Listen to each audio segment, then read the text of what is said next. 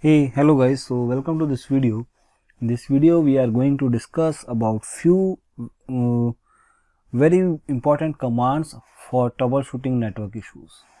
So if you are having some issues in network and your system and your server, or if you are working for a company, you can use this command to do the troubleshooting. So what are these commands? Very basic command. If you need to check all your network details, you have to use IPconfig command, which is simply you can open a command prompt in your system and you can give IPconfig command. So what I did, that I increased the font size so it is more readable. So if you use IPconfig commands, you can see that there are network information you can check. So now, because I am using a wireless connection and I am connected to a wireless router, so it is showing me my IP address, which is 192.168.0.101, and if you see, it is also showing the default gateway. So default gateway is something to which my device used to connect. So this is my router IP which I am using, which is provided by my service provider, and it is contacting this router, and that router is ultimately connected with my service provider's network. So if I have to check my connectivity, that if I am able to connect with my router, I can use the ping command, which we will going to discuss soon.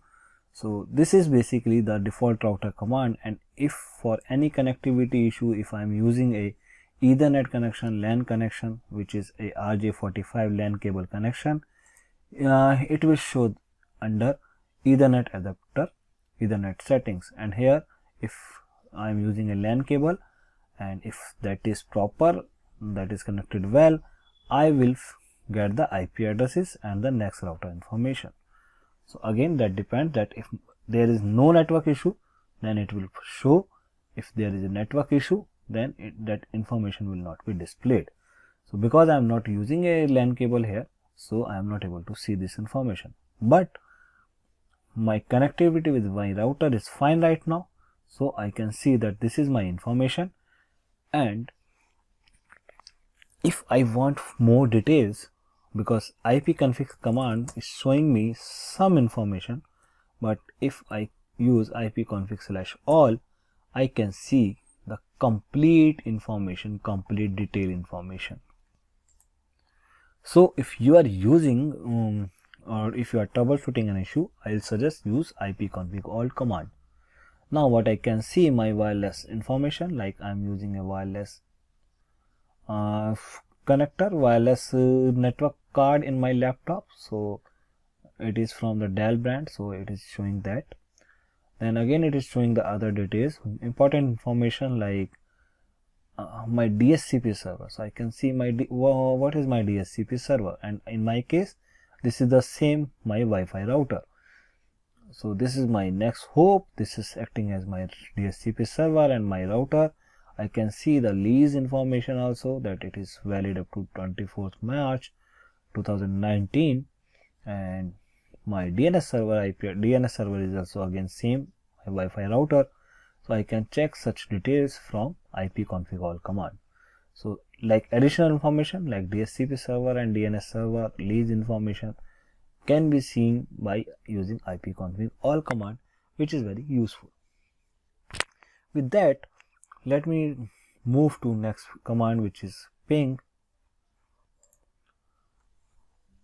So if I move to ping command, what it do, it allows you to send a signal to another device on the network to see if it is active.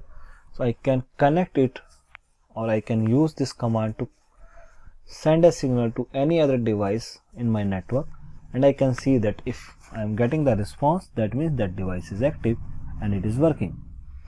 So what it do, it uses ICMP, Internet Control Message Protocol, to send out the echo request to the destination device and gets back an echo response if the device you are trying to reach if in fact active, that if it is active. So how to do that? Suppose I want to check is my DNS server is active or not, and I know that with IPconfigAll command I now come to know that my DNS server is 192.168.0.1, and here I can see that I am getting the response. So that means my DNS server is active.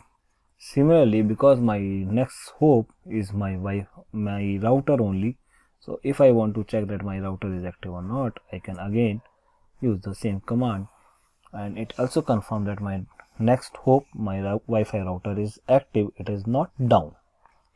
Now because it is active, so if you can see how we can validate that, you can see by default ping command send 4 packets.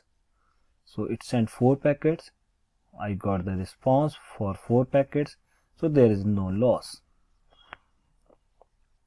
This means that there is no loss and I am able to connect my Wi-Fi router and it is quite active.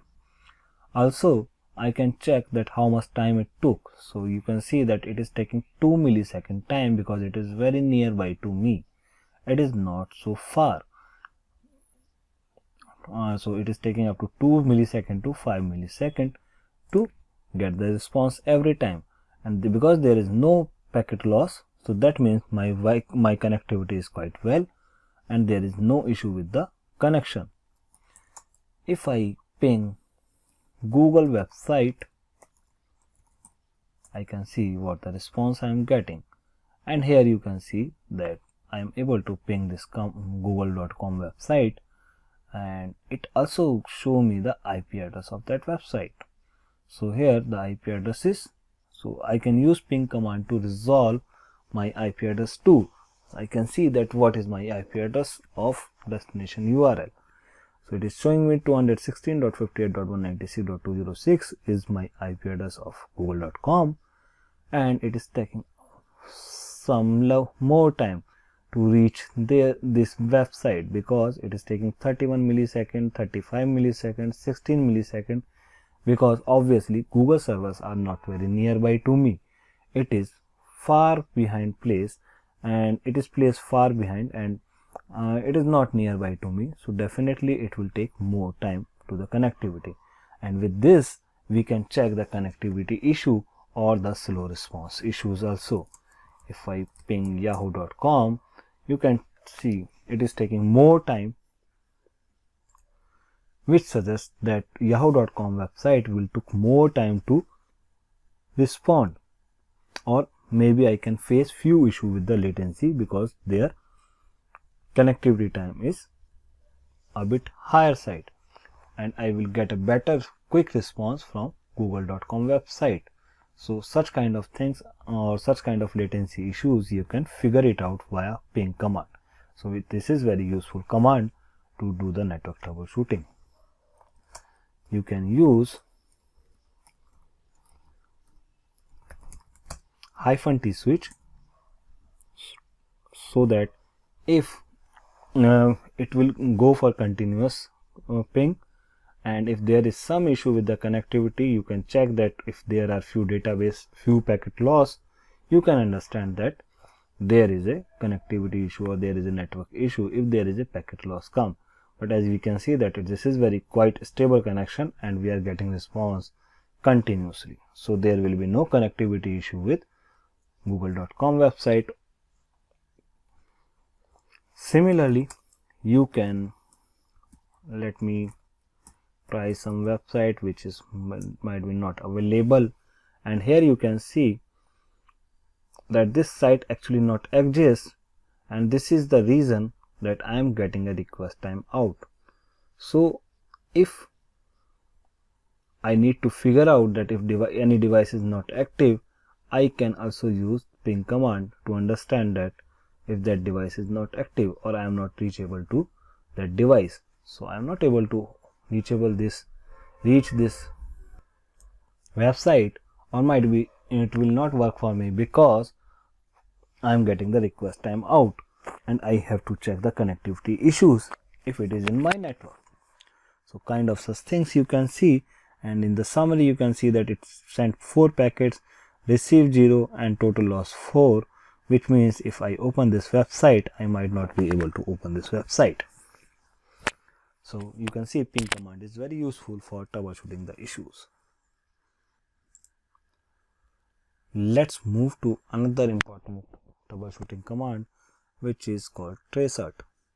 So why Tracert? You can see the step-by-step route a packet takes to destination you have specified. So if I want to reach to google.com, it will show my route, what route I followed. So if you send a packet to google.com, before the packet actually reaches google.com server, it will go through many different routers before it finally reaches google.com or any website for which you want to know the route. So you can also use the term hop instead of routers. So if it's taking 10 routers to get to google.com, we can say that it took 10 hops. How to do that? How to connect? How to do the Tracert? You have to type Tracert, then your destination path. So suppose I say Tracert google.com. Let's see what happens. So the first thing it should do, it is going to my router. So as I said that our next hop is my Wi-Fi router. It is very nearby to me, so it took 4 milliseconds to reach there. Then it followed this path like it is going to another server from my router to another router, which is 16.81, then 16.21, that's 68.0.102. It will take some time, so let me pause the screen and let's wait once it gets complete so I can explain in details. So here we are, it got connected to google.com. I can see that there are 13 hops it used totally to reach google.com website, and here it is, like it is going to different routes or different routers, and finally it reaches to google.com server, which is my destination. You can verify my google.com IP address to destination route. So if you are troubleshooting a network issue for your organization, you can use Tracert command, and if there are multiple hops, if suppose it stops here, right, and you are not able to reach further or you are not able to go further in Tracert, you can understand that this is fine till this router, and after that at the next level there is some issue, and you can start your troubleshooting on checking this next router. So that is very useful to know how many routers they are using and what could be your disturbing point or where could be the exact issue. So in troubleshooting it is very useful. So with this I am wrap up this Tracert command, and let's move to the last command, which is NSLookup. So what NSLookup do? So if you see NSLookup, this command will fetch the DNS record for a given domain name or IP address. Remember, the IP address and domain names are stored in DNS server. So the NSLookup command lets your query to the DNS records to gather information. So what is DNS server? DNS server, where our information is used to keep, like what is our URL and what is the IP addresses it is attached to. So suppose if I want to know what is my google.com IP address, so I can use NSLookup command and do NSLookup google.com, and here you can see it will reflect my IP addresses. So it is again like 196.206. We can see my URL was google.com, and which DNS server it uses my router DNS server, which is 192.168.0.1, and this DNS server returns my answer, which is google.com, and my server is this one. Similarly, if you want to check with any other website like yahoo.com, you can see that they are using number of different servers, and all these IP addresses will reflect yahoo.com, because we know that it is a big website, so they are using multiple servers for redundancy purpose, or so that it don't get down, kind of such things. They are using multiple servers, so they are showing the multiple IP addresses of these things. So here, this is the way you can use NSLookup command. If you are working in an organization, in your company, you can use NSLookup command to query your DNS server and to get what the IP addresses are attached to those destination server or destination websites. So I hope you will like this video. If you like this video, please hit a like button, or if you have any query or comment, please let me know in your comment section. You can also subscribe this channel so that you can keep looking more related videos, like there are many videos related to cloud computing, AWS, Azure and DevOps tools like this, and more such useful videos. So thank you for watching. Wish you a very good day.